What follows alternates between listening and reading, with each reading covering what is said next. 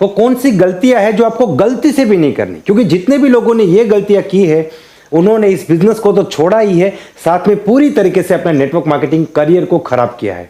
तो आज हम डिस्कस करेंगे कौन सी गलतियां हैं या कौन से वो कारण हैं जिससे आप इस बिजनेस को छोड़ने के लिए मजबूर हो जाएंगे और आपका पूरा करियर बर्बाद हो सकता है। क्योंकि क्या करना है ये जानना जितना जरूरी है, उससे भी ज्यादा ये जानना जरूरी है कि कौन सी बड़ी बड़ी गलतियां हमें नहीं करनी है।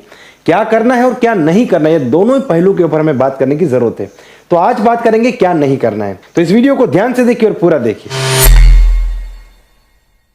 सबसे पहली और सबसे बड़ी गलती वो है दूसरी कंपनियों का एनालिसिस करना।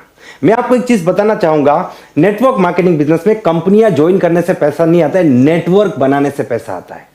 आप एक कंपनी ज्वाइन करेंगे, फिर सोचेंगे इसमें क्या गलती है, इससे बेटर तो ये दूसरी है, इसमें ये चीज अच्छी है, यहां चला जाओ। फिर वहां जाने के बाद आप तीसरी ढूंढेंगे, चौथी ढूंढेंगे। यहां पे प्रॉब्लम क्या है पता है, आपको गलती ढूंढने की आदत पड़ जाती है, और जब आप गलती ढूंढेंगे तो आपको गलती भी मिलेगी और उससे बेटर भी ऑप्शन मिलेगा आपको। क्योंकि मान लीजिए अगर आपने 10-15 हजार का खर्चा करके एक मोबाइल खरीदा जिसमें 3 GB रैम है और आपको पता चला कि मार्केट में 4 GB वाला रैम वाला भी मोबाइल अवेलेबल है, तो आपने उस मोबाइल को फेंक के दूसरा खरीद लिया। फिर आपको पता चला कि एक कंपनी ने 6 GB वाला मोबाइल निकाला, फिर 8 GB, फिर 10 GB, फिर 12 GB, वो आता रहेगा। लेकिन आप हर 2-3 महीने में अपना मोबाइल चेंज नहीं कर सकते।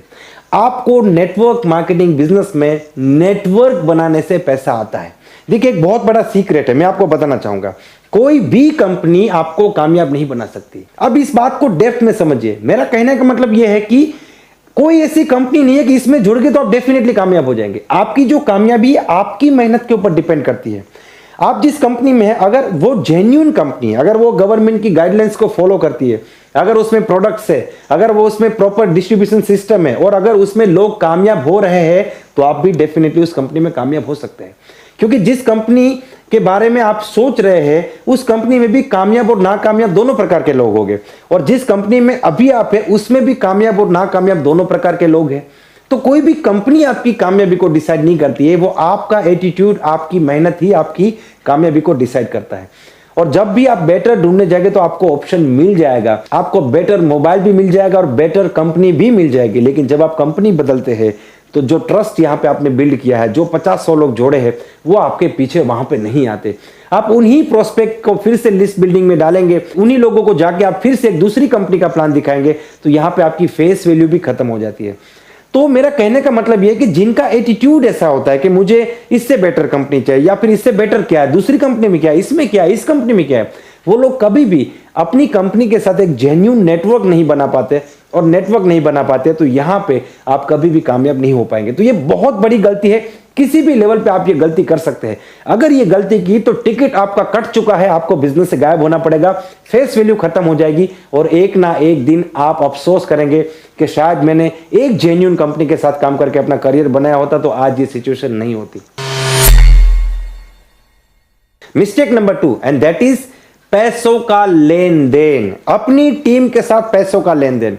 स्टेज पे जाके माइक में जोर जोर से चिल्लाते हैं कि मैं 50,000 रुपया महीने कमाता हूं, मैं लाख रुपया महीने कमाता हूं, और अपनी डाउनलाइन को बोलता है एक 5,000 रुपया दीजिए, तो एक 10,000 रुपया दीजिए। तो अगर आप अपनी टीम के साथ, अपलाइन के साथ या डाउनलाइन के साथ फाइनेंशियल रिलेशन बनाते हैं, पैसों की लेन देन करते, तो समझ लीजिए आपने अपनी कबर खोद ली है इस बिजनेस के अंदर। क्योंकि वो डाउनलाइन आपको कभी भी फॉलो नहीं करेगा, वो बोलेगा आप झूठे आदमी हो, अगर 50,000 कमाते हो तो मुझसे 5,000 क्यों मांग रहे हो।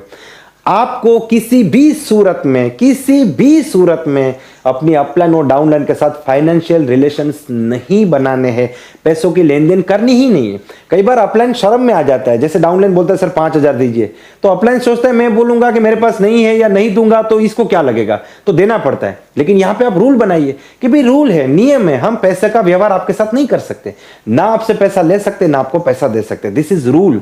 और जब आप रूल बनाएंगे तो रूल तो फिर सबको फॉलो करना है, और ये रूल है।